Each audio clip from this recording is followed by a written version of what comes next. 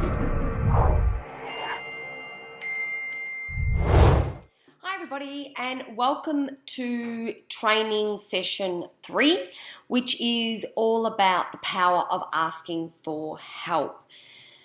This one's a big one. I must admit, growing up, I hated to ask for help because of basically it meant that I was not as good as I thought I was at whatever it was I was asking for help. Maybe I felt like it was a flaw in my personality by asking for help. It wasn't until I was a little older and realised that, you know what, I'm not in this world on my own. Everything revolves around a community. Human nature works together as a community, so you're not on your own. And by asking for help, you go into that next stage and you start to get everything that you want, that you've dreamed about, by simply asking for help. So let's get into the session all about asking for help. So why people don't ask for help? Well, there's a fear. It's a fear of being rejected, a fear of being told no, a fear of being seen as less than or weak, and it's a fear of being found out. So we'll go through these four individually. So rejection, it's a fear of rejection. It's not a rejection of you as a person. This is what you must understand. They're not rejecting you as a person, they're rejecting a request. So maybe you chose the wrong person. That person may actually have a fear themselves that they can't fill your need, so they simply say no. So the fear can go both ways, fear of accepting and fear of asking, but that's a fear that you need to get into your head when you're thinking about, why you don't like to ask. The person may not have the right resources to help, so it's not a rejection as we've gone of you. It may be that they literally don't have the resources to be able to sort you out. They may be able to guide you somewhere else, but can't actually do it themselves. So a fear of being told no. Isn't that funny that the word no can instill so many negative emotions in a person? Simple word of no. Maybe it stems from when we were growing up as children. No meant, kids hate the word no because it just meant, well, whatever I wanted to do, mum said no. No. No was such a negative word, and then it flows through into your adult years. So you always have the right to ask why. If you are asking for help and someone says no, you have the right to ask. They may not give you the answer, but you do have the right. You might be very surprised by the answer. The answer may fall into the rejection section where they actually say no because they have a fear they won't be able to follow through, or have a fear that they're going to fail themselves in not being able to fill your requests. It goes very deep. No is an answer to a request. It's not a negative aspect on yourself. If you're asking for help and someone says, no, I'm really sorry, Nat, I can't help you, it's not them saying, no, I'm rejecting you, Natalie. It's simply that they cannot help with whatever I'm asking about. No means to stop wasting time and energy on this person and find the yes somewhere else. So it simply can be that person that's a no, or it may be the people that you're surrounding yourself with. And this is where you start to look deeper into the people that you are with.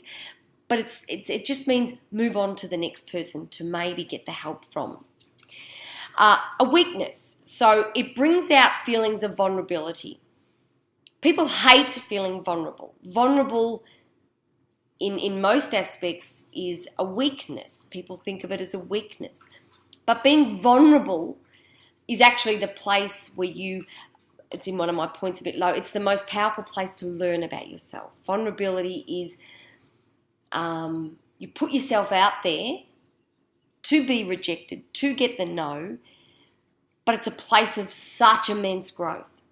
Self-awareness that you may not be perfect. So this is where people have this weakness asking for help. If you can hear something down below, my dog's walking around, it brings that self-awareness into you, that you are not perfect. I'm sorry, but you're not. No one is. And it allows you to work out, understand what your strengths are and what your I won't say weaknesses, but what you're not as good at doing. And it just brings it to light, because we all have things that we are really good at doing and things that we're not so good at doing. And the way I look at it is you focus on the things you're really good at doing and ask for help for the things you're not so good at doing. It's quite simple, really. Being found out. So feeling like an imposter in your own life.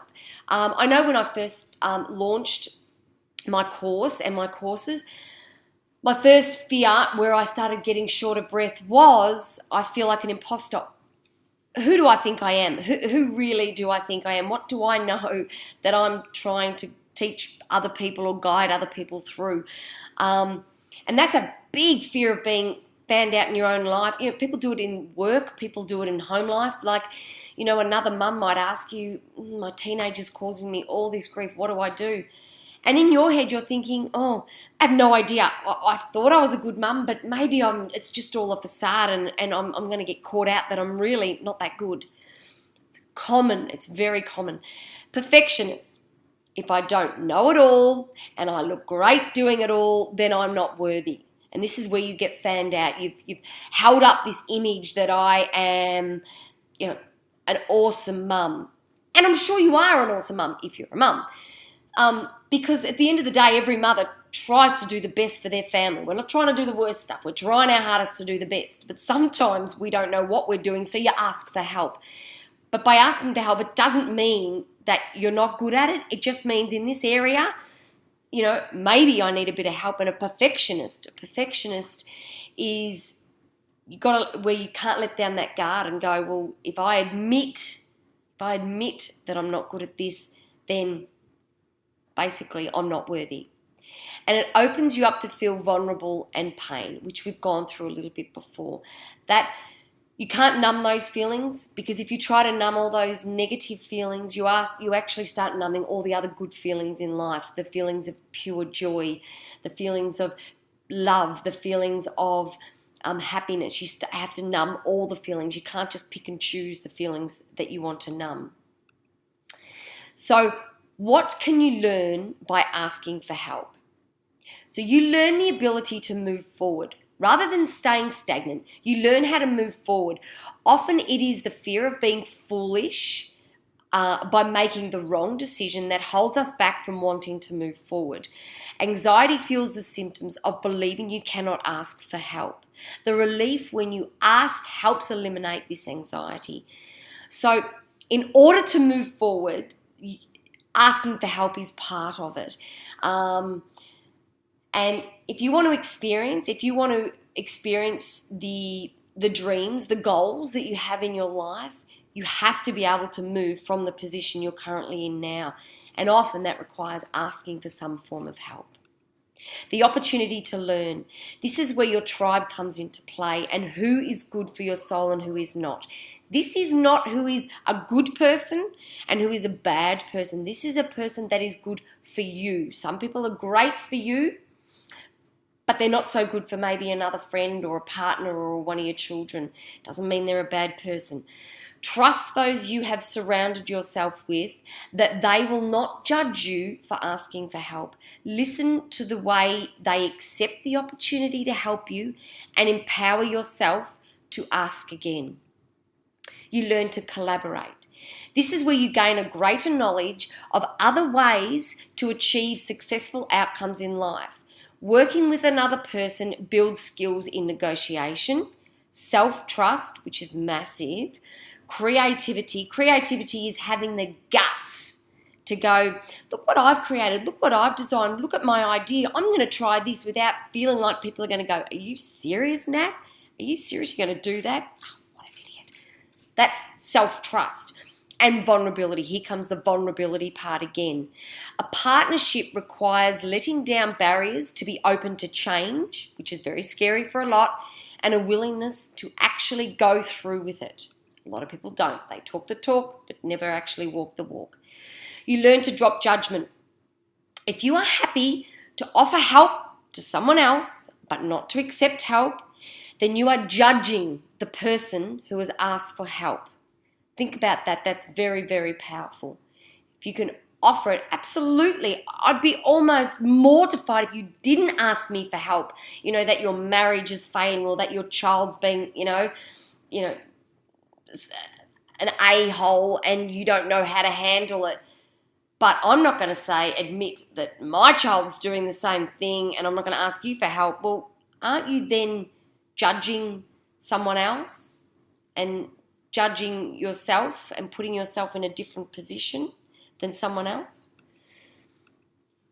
So, the most powerful way to change your life is by asking for help. Most people don't get to experience life because they never ask for it. Asking for help is what separates people who actually do things to those who just dream about doing things.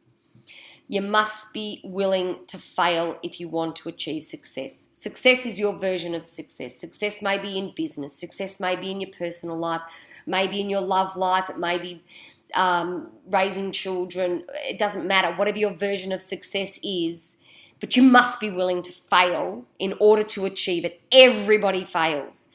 Failing isn't a reflection of you being a bad person. It means you have tried something and it simply did not work. When you say it like that, it's quite simple, really. So you try something else and continue until it works. So let's talk about, I'm a mum of 4. Let's talk about one of my kids.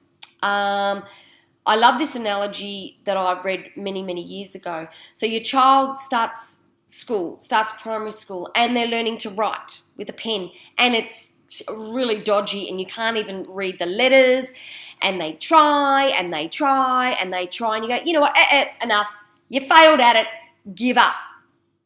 Is that what you would do? Is that what you would do with your child and go, well, they failed, I don't know, 10, 20 times, enough, you failed at it, let's move on, you're not a writer? No, you wouldn't do that. You would keep going and practicing and giving new ways and encouragement to keep going. That's all failing is.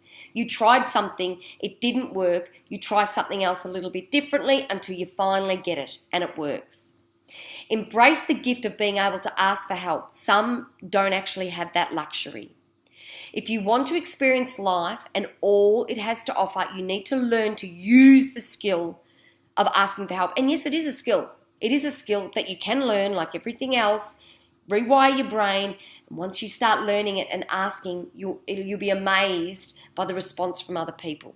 People are really willing to help. Get over yourself. You are not perfect. No one is perfect. Understand this, and you are already successful in my eyes. Don't wait until it's too late. Don't wait until you have an incurable disease before you finally plunge into life and ask for help. Don't wait until you are in a debilitating divorce before you finally realize you do not have to do this alone.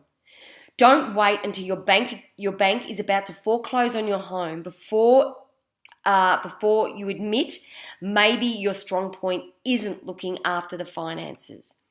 Don't wait until the depression has got its claws into you and there's only one option, only one way out.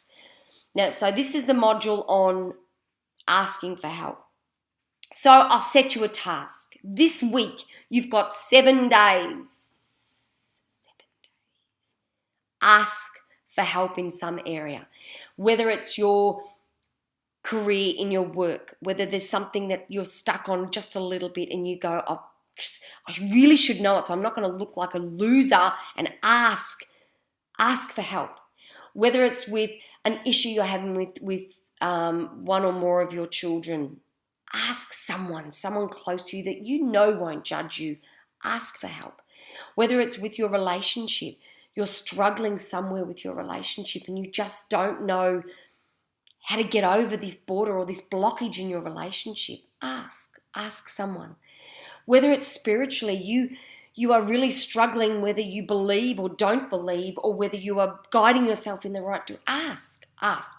I challenge you this week, just once, ask for help and see how you go. I will see you in the next training session. Bye.